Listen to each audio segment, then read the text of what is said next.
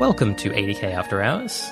I'm Keiran Harris, producer of the show and host of the short-lived all-children version of the game show Traders. I'm thrilled to break the news that my wonderful colleague Luisa Rodriguez is officially joining the podcast team at 80,000 Hours. Unless you've already listened to our episode with Rob Long over on our original podcast feed, in which case that last sentence was a complete waste of your time. But if you're looking for something that won't be a complete waste of your time, then this is the episode for you. Luisa and Rob recorded this at the same time as their episode on artificial sentience, which is why it seems to begin out of nowhere. But the topics and style were different enough that it ended up making more sense as a standalone episode over here on 80K After Hours.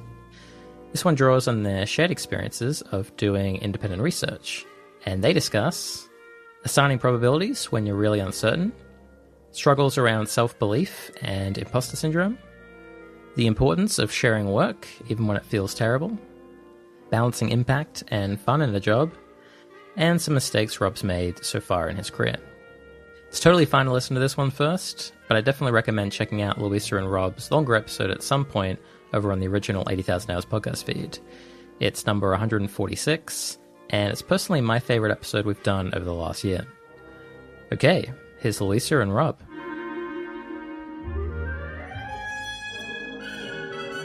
So when you did the nuclear war report, and you came up with a guesstimate model and probabilities. Yeah. And I'm sure as you input those, a lot of it felt extremely uncertain, and it felt in some sense wrong to even be putting a number on stuff. Felt horrible. Yep. Yeah. How did you get over that feeling? And also, in retrospect, do you endorse having done that? I'm guessing you do. Mm-hmm. Yeah. So one thing that was nice about the nuclear project is surprisingly many of the model inputs were not guesses about probabilities that felt really unknowable. Some of the inputs were just how many nuclear weapons might be used in a nuclear war. The maximum is the number that exists. The minimum is 1.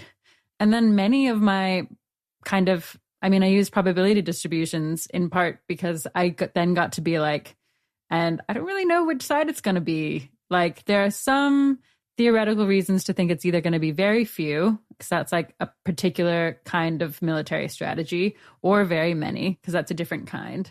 And there are fewer stories to tell about why it's in the middle. And so I'm going to draw a curve that's big at the small end and big at the upper end. Bimodal is what the cool kids call that, I think. Yes. Thank you. Yeah, exactly. I didn't even know it was called bimodal when I was doing it, which made me feel extra terrible about it. But you had a reason to do it. Yeah. Oh, I always shouldn't have felt terrible. Yeah. Well, I felt very impostery. I felt I should know more maths, I should know more probability, I should know more about how probability distributions worked. But basically, whenever I was incredibly uncertain, I'd try a uniform distribution, which is basically where you put equal probability on all of the possible outcomes. And then I was do I really believe that's true? And if the answer was no, I'd try to add some probability to the things I think are more likely.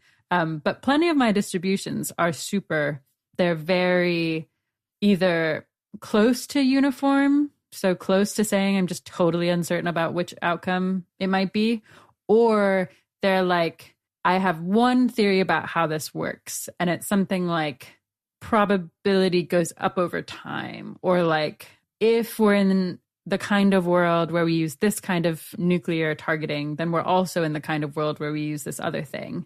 And so these things are correlated. And so that would change some things about the distributions, but they really weren't I rarely felt I was putting numbers on things.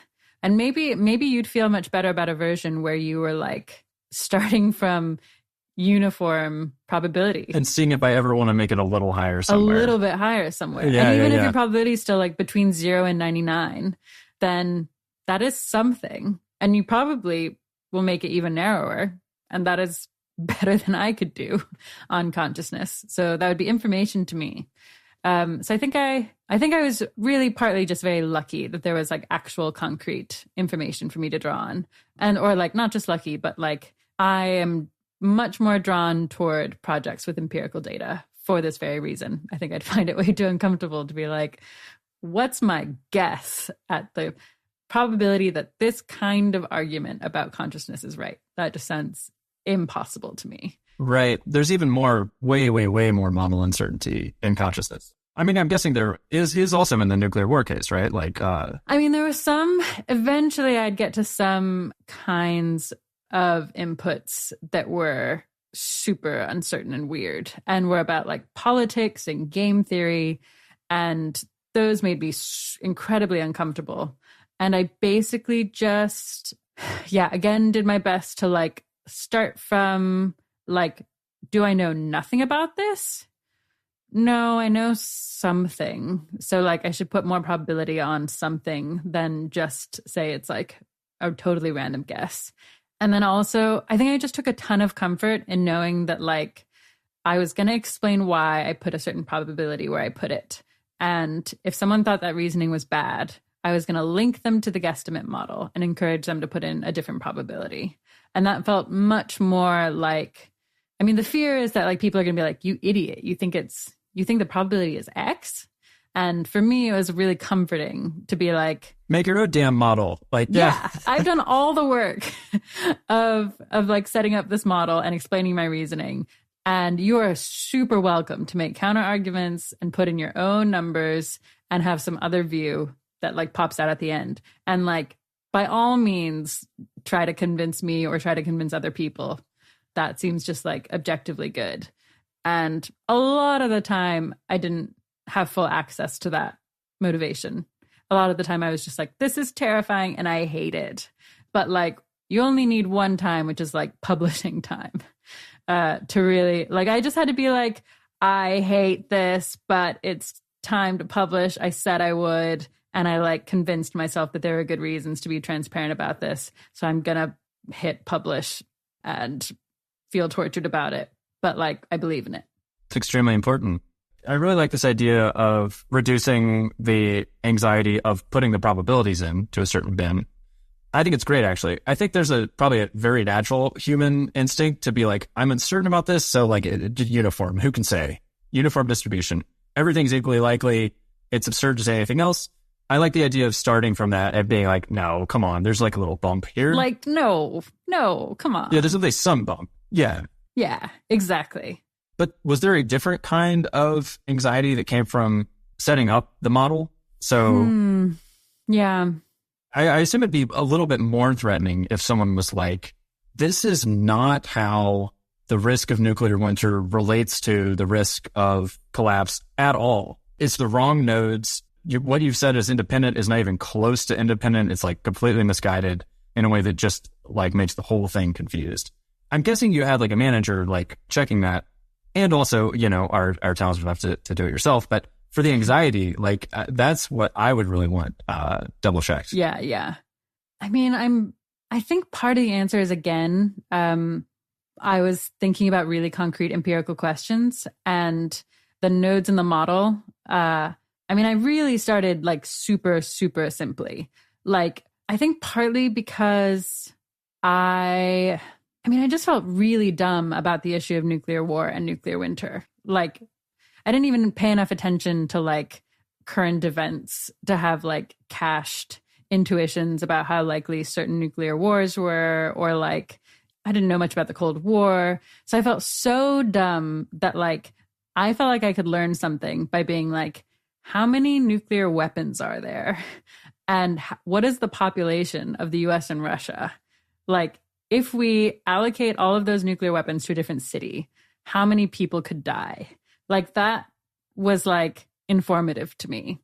And I think I just, started there and was like, if I'm going to learn something, plausibly other people will learn something too. And like, maybe you worry that it's actually really misleading. And if you have that gut intuition about it, then like listen to that and try to figure out why. And maybe it leads to some good ways to make the model more complex and nuanced and interesting and say more true things. But I think I really just did start from the like, I have no real intuitions about this. What would give me anything to like latch onto to be a bit clear on like how bad nuclear war would be. And then I did add things like the assumption that cities would be targeted in like order of how big they were. And when you do that, that makes the number even bigger. And so that made my model a bit more nuanced.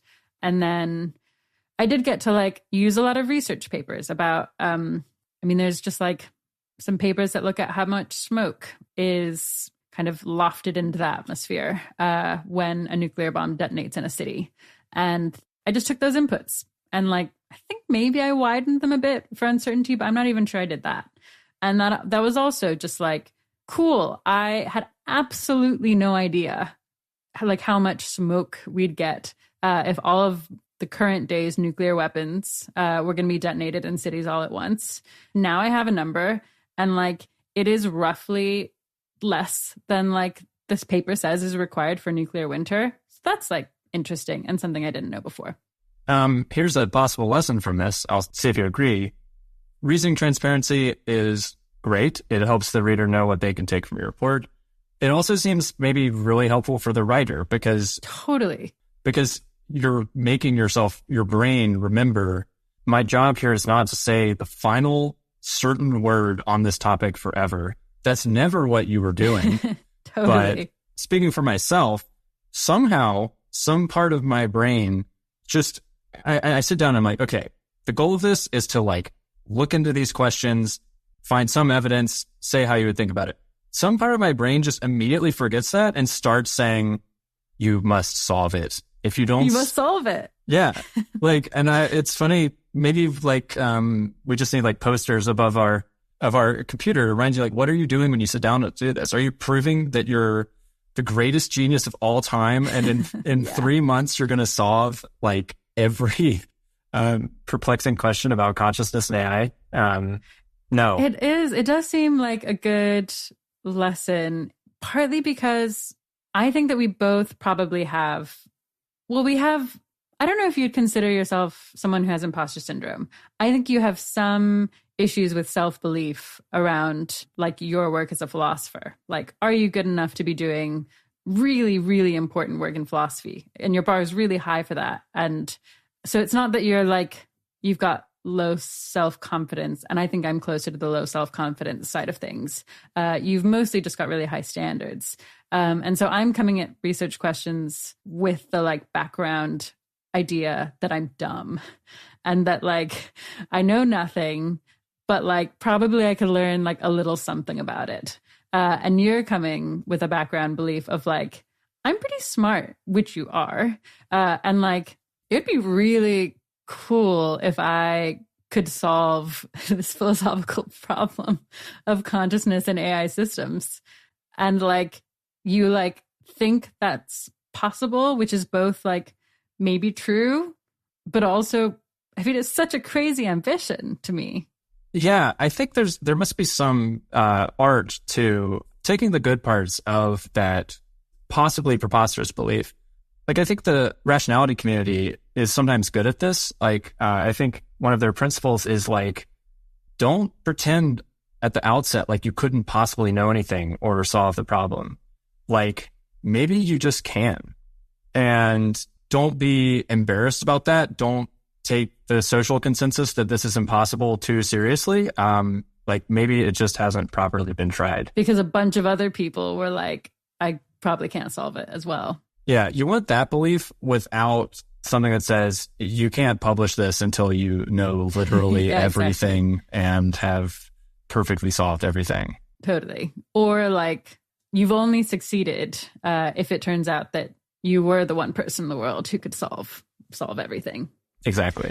Yeah, I agree that those seem like two beliefs that often don't come together, but that would probably make for a great researcher. I think you see a lot of that in, some of the olden days. Like, here's a kind of preposterous belief.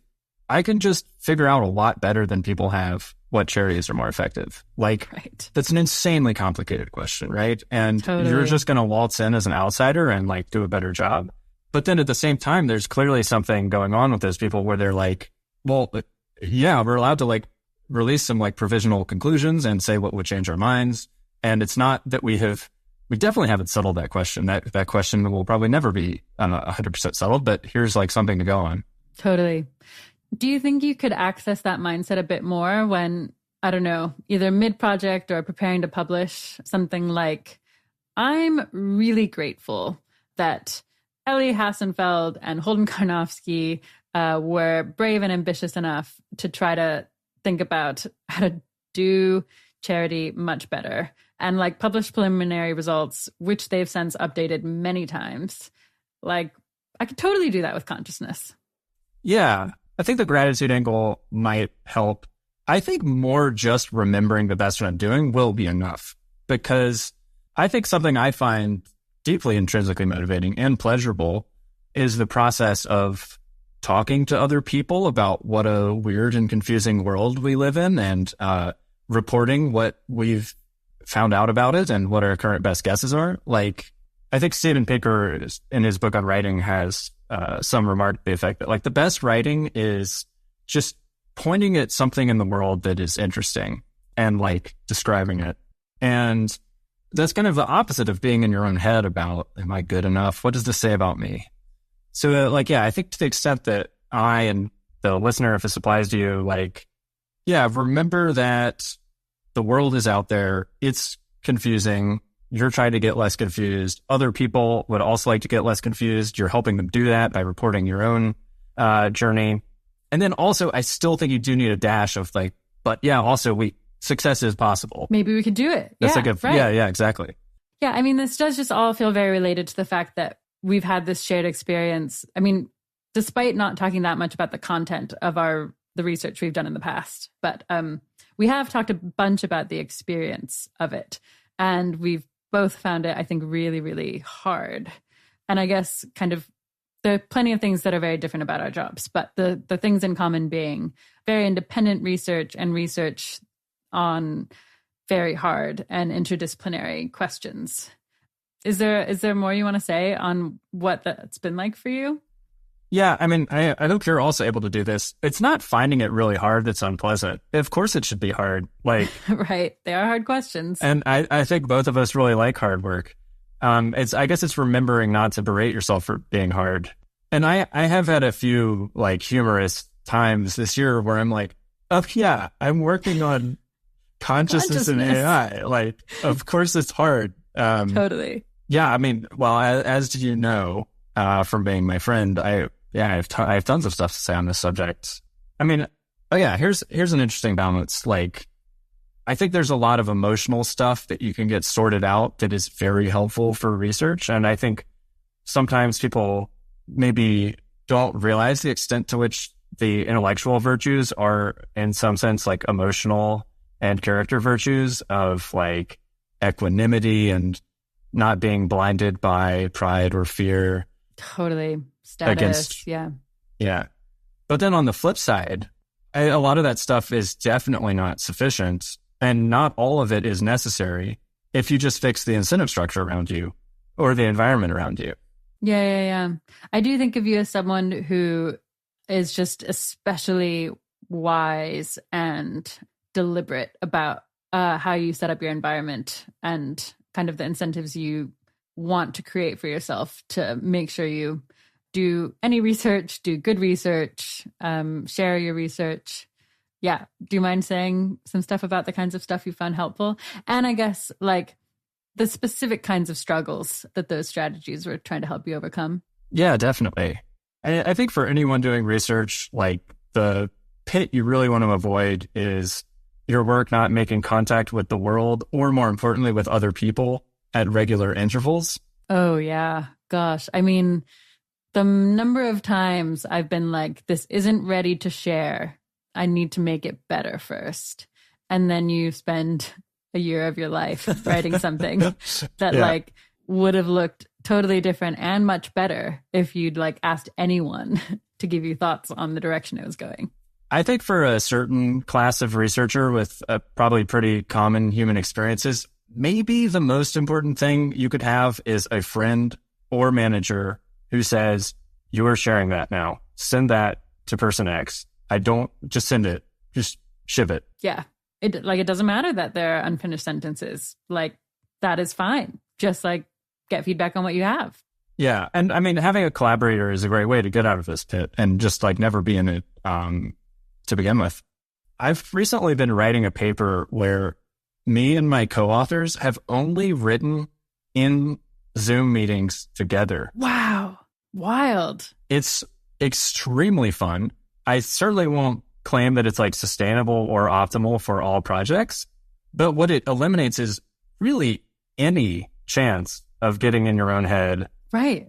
Or procrastinating. And it's just so interactive and it sounds really social. It sounds like maybe you've got some nerves about typing your thoughts in front of your colleagues in real time. But like once you start doing it, you get all of the gains of like your smart colleagues help you make your ideas better. And if they're doing it with you, they probably have some respect for your ideas in the first place. And probably you'll have some good ideas, some ideas that could be better, and you'll just find all of that out really quickly. Yeah. So that's one thing is like, yeah, having the right environment where things are shared and social. Of course, I think there are times when everyone needs to go off and just sit in a room and just rack their brain over stuff. I think for most important problems, you need a lot of that time. So I'm not saying tweet every thought you have and make sure you get feedback on it and stuff. Sure. But I mean, that said, just to like put even more emphasis on this idea, I don't think I ever needed time alone in a room. Like when I was really doing independent research, I think I basically always benefited from having sometimes daily management check-ins where I was like, here's what I did today. Here's the part I'm stuck on. And I want to I want you to be my rubber ducky. Sometimes I did it with like unwilling housemates. Yeah, I've just like always found that like talking to people about the research thing I'm thinking about in that moment on the daily is better than waiting, as long as like people are up for it. One thing I'll be very interested to see and excited if it works is to what extent large language models and chatbots can serve this role. Totally, yeah. I suspect there will be things that you don't get from it because I think it is important to know that a real human sometimes is saying, yeah, good job, and these ideas are interesting. But for like rubber ducking and brainstorming, I think maybe just the impression of actually being in conversation with someone could do a lot. Right. Have you ever used anything like that? Yeah, I've been using ChatGPT to just... Really? Yeah, I have it open a lot now while I'm researching, just to be like, yeah, I'm thinking about... I sometimes just sort of put my day plan, or like what would be my day plan, and then it'll just say something... Like ChatGPT has this very kind of HR, interesting, like feel-good persona because of its training. So it usually says something innocuous like, yeah, just remember to take breaks, and it's important to like drink enough water, and you can do it with a little faith in yourself. But, you know, it's good to know. It's good to be reminded good advice. of. Yeah. But I think you probably already could be getting a lot more out of current language models in terms of actual feedback. And I'm sure future ones will provide a lot of that. I guess now that it's funny, I like felt surprised to hear you say that, but I did ask GPT-3 for questions to ask you in this interview. Right. I bet it did a decent job too, would be my guess. It did. It totally did. Yeah. Are there any other things, strategies that have helped you make independent research more fun or more productive? I guess we've been being very philosophical and emotional, but some nuts and bolts things I can recommend. Highly recommend the app Cold Turkey Blocker. There are other internet blockers as well, but basically I have a block on Cold Turkey Blocker that will block everything except Google Docs. And wow, that's awesome. That'll do it. I mean, if you put your phone away and you put that on, like you're going to have to get somewhere into your Google Docs. Highly recommend that. Yeah, that might be all for like nuts and bolts type stuff for now. I guess here's another philosophical one so like sometimes you're feeling bad at work because you haven't been sharing your work enough. And if you had a friend telling you to share the work, then like things would just instantly get a lot better. Or maybe you're not sleeping enough or you're iron deficient. And if you sorted that out, everything would be fine. There's sometimes when you're just consistently feeling bad doing the work because you fundamentally don't care about it. And that's a sign that you shouldn't be doing it. As a disclaimer, that has not been the case with this consciousness and AI work. Nice. But has it been the case with you before? Oh, yeah. Yeah, for sure. I think sometimes I've overdone the self-help and the environment and the let's try a different note-taking app and let's try a different Pomodoro length, just overdone that instead of being like, oh, the reason I can't focus on this is I don't care about it. Yeah. I've been feeling really well. I feel like I've been coming to grips with what has felt like a very sad realization to me, which is I feel like when I got more involved with EA and like learned some things about rationality, learned some things about mental health, learned some things about like strategies for doing good, I just developed this sense that a lot about my experience was changeable. Like you can donate a bunch of your salary and not really miss it. Like you can still be like roughly as happy, or you can choose a research topic that is like really valuable, even if it doesn't totally intrinsically interest you or like hasn't historically. And that's because you can like get really interested in it by some mechanism of like, you think it's important, so you'll be motivated to work on it.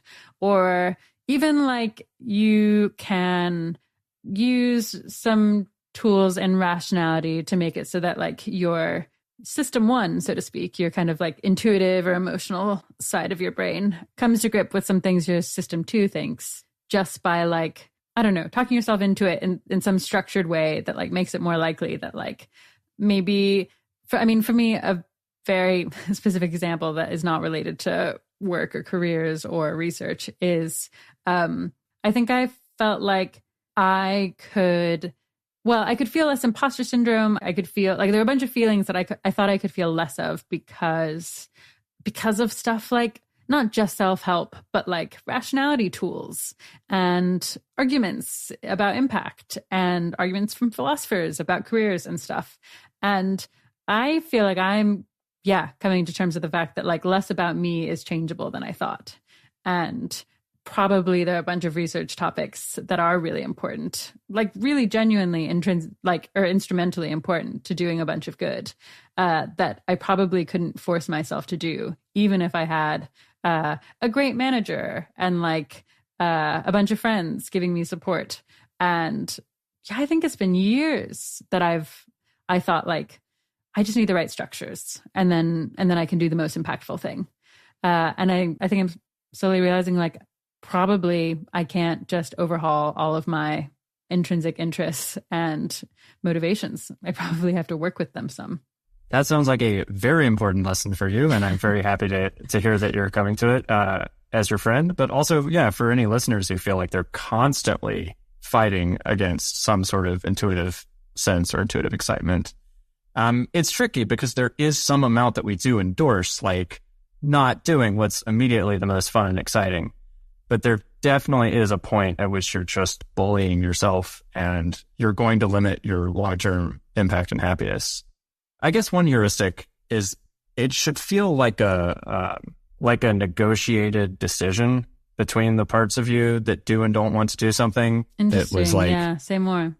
Yeah, there's like maybe some integrated consensus between the unexcited part and the excited part, where the like unexcited part really has been brought on board and like its concerns have been heard, that there are some things that are boring about this, but like... And not just like, shut up, unexcited part. You get no seat at this table. The part of us that only cares about impact is the only person... It's taking the wheel. Yeah. Exactly. Yeah. I mean, that's just very much how I was making career decisions for a very long time. Or like topics for research or, just a bunch of choices. And I don't even know that I think I'm still working on getting all those parts integrated and like actually letting my, the part of me that has intrinsic motivations and interests that don't necessarily line up with impact. I'm still working on letting that part of me have a seat at the table. It still feels very uncomfortable and I still feel a strong desire to banish it. Yeah, I think a certain failure mode of otherwise helpful techniques like cognitive behavioral therapy and, rationality tools of like really considering the impact and stuff. One failure mode is using that to bully the resistant parts and not to like have a conversation with them about the bigger picture. Totally. Yeah, yeah, yeah. Oh man, that just sounds very familiar. um, do you feel like you've been able to do that? Yeah, I've been working on it. I think it helped that I did kind of realize I was doing what I'm describing. Like I was using CBT in helpful ways, but I think had this internal narrative of the rational part that really needs to show up and tell everyone who's boss. And like, going back to the brain, like that's just not that much of your brain. And like a lot of people should do CBT and recognize distorted thinking, but there just is a limit to how much I think you should be really coercing yourself to do stuff. I think as with all things, there is balance here. Like I've seen certain corners of like Twitter and certain intellectual communities that seem to have this very strong belief that like in some sense you should never be doing anything that looks like self-coercion. Wow. I think that's just probably like gotta be wrong. I would be very surprised if that's true. But there's like some truth in, I think, being very wary of stuff that makes you feel like you're killing or locking away like a core part of yourself. Yeah, yeah, yeah. Yeah, I feel like part of my like coming to terms with this is just realizing that I think I had the belief that like I could lock it away. And to make it more concrete, what is an example of a thing I've locked away? I mean, I think there was just a long time where I wasn't considering what kinds of work I enjoyed in deciding what careers to consider. Which I'll add is, I do think counter to official 80,000 hours advice. Like it should be a factor. I know they do say correctly, don't just follow whatever pops into your head as your passion. But anyway, just pointing that out. Totally. No, I agree. I totally oversimplified it. And I think it was because I was unrealistic about, they said, don't follow your passion, consider your personal fit as one consideration. And I was like, well, it seems better if I don't consider personal fit and I just do the highest impact thing, regardless of whether I enjoy it or not. And like, that's a sacrifice I'm willing to make. And the mistake here was thinking that like I could make that sacrifice. It turns out I think I just like literally cannot. And I thought maybe I'd like do it and suffer and that would just be like a choice I could make. But instead the like part that was like, no, we want to do work that's interesting sometimes, or it's not even interesting. I think I've always been very lucky to do interesting work. But to do work that scratches some other creative itch or like plays more to like things I naturally enjoy and find really stimulating and motivating. That part apparently just like demands to be heard eventually. And so I think for me, it played a role in like bouncing between jobs a lot. And probably to some extent that's meant I had less impact, or like, it's a confusing question, but like totally seems possible that kind of thing could happen. And I think it really, just boils down to the fact that I just was wrong about whether realistically I could make as many sacrifices as I thought I wanted to. Yeah, I think one thing that can really complicate this process too is it sounds like you were at least aware of the existence of this inclination, or maybe you had like really locked it away. But I just want to point out, sometimes people have motivations that it would be painful for them to even acknowledge that they have. Totally. And then they're really kind of steering a ship with a broken rudder because like they can't, that makes it impossible to even come to a reasoned consensus between these different motivations. Yeah. Oh, interesting. Okay. Well, I do feel very inspired because I do think of you as someone who's thought about this very wisely in your own career. I think I have basically seen you be like, I could work on this philosophical problem. I don't want to, and I'm not going to force myself to. I'm going to find things at the intersection of I really want to work on it and valuable for the world. I hope that approach is at least working somewhat. Sorry, that's being too modest. Like clearly some things are going right and some things are not going right, because that is also life. And you and I both need to remind ourselves that the gold standard is not 100% happy, frictionless impacts every waking hour. Yes, that's another lesson I do need regular. I think that's the lesson I need above my desk. Yours can say, you don't need to solve philosophy now. and mine will say you cannot and will not be happy and maximizing your impact all the time. Yeah, I guess a question I wanted to ask that's kind of related, because these are, I guess, pitfalls that we're falling into. Yeah, do you think there are mistakes you've made in your career that listeners might learn from? Yeah, absolutely. I mean, I'd be curious to hear your thoughts on this, because I think you've been part of this process this year. I think one of the weakest points in my work process is month to month or quarter to quarter focus. I think I've made a lot of improvements in my own life to have very good day-to-day focus. I know to put on that blocker. I know to put away my phone. And so I can show up day in, day out and do some deep work and Cal Newport and all that. I think this is related to the question of management and accountability. I think one of my biggest weaknesses or bottlenecks has been something like long-term or medium-term plans and prioritizing, okay, let's just take the next 2 months to finish this, and then we'll move on to the next thing. So again, life happens, and I think everyone probably always feels like they're not optimally segmenting and focusing stuff. And, you get 5 projects going at once, and now they're all blurring together. But yeah, I mean, I can definitely say I've made mistakes in not finishing stuff in the right sequence or at the right time. Yeah. What do you think has made that hard for you? I think one is sort of a natural disposition towards being interested in a lot of stuff, which I think is a great strength of mine in some ways, but makes this process harder. I think some of it was lack of self-knowledge and not realizing that that's where the trouble was coming in and focusing more on the daily stuff. I think a lot of it is the environment and the nature of what I'm doing. This probably wouldn't be an issue in a job that has quarterly deliverables and you just, have to hit them. Yeah. Yeah. So as with other stuff, I think this can be fixed with a mix of better self-knowledge, but also the right environment and the right management. And when I say the right management, I have you in particular in mind, because I brought you on board as my, what are you finishing this month accountability buddy. And I'd be curious to hear your thoughts on that question. Yeah. I mean, well, we've both actually done this for each other at different points in our lives. You did this for me in 2019 when I was working on civilizational collapse research and was feeling so impostery that I couldn't type anything on a page.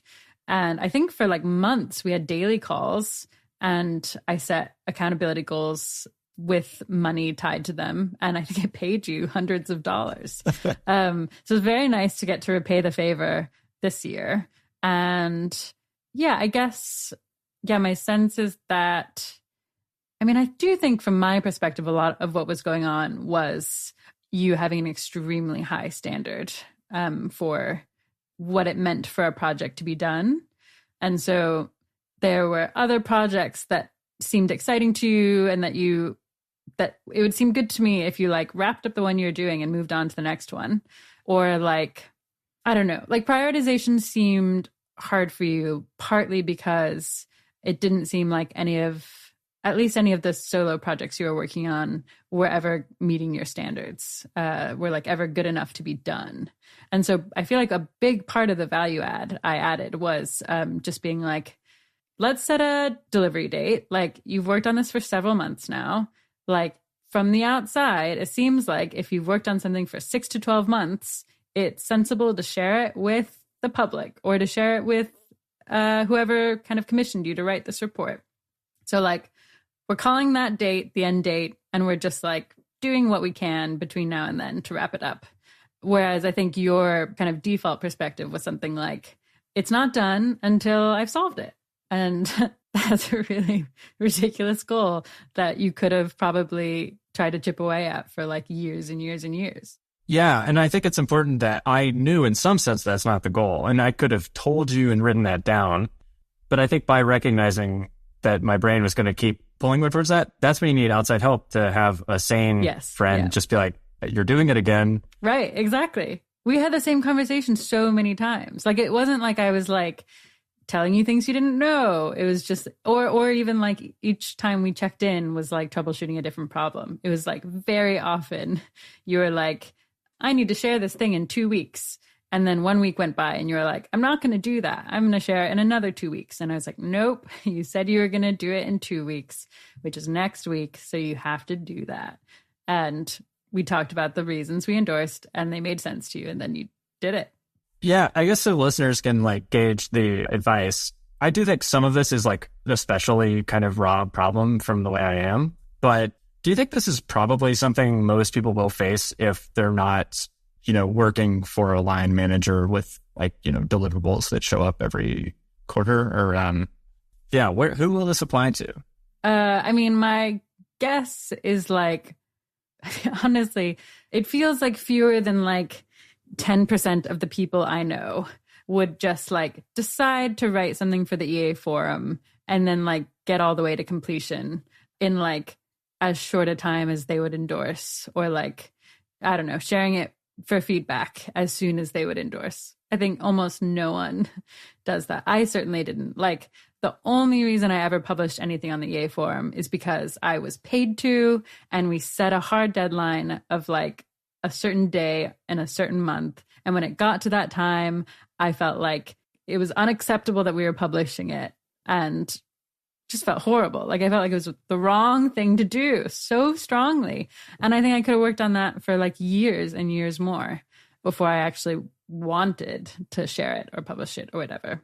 And I think I just basically know no one who doesn't have some of that.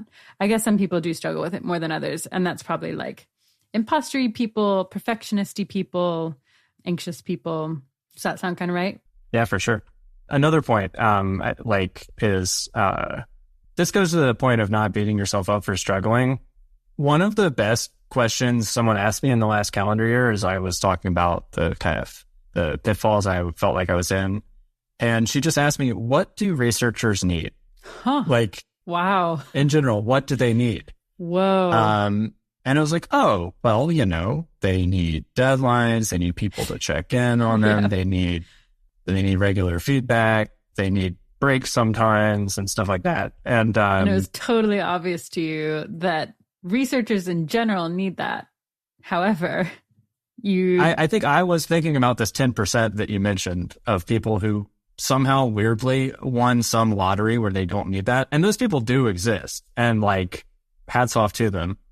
But if you're not, you need to try to get those things. And you probably shouldn't hate yourself for it. Probably, yeah. Probably.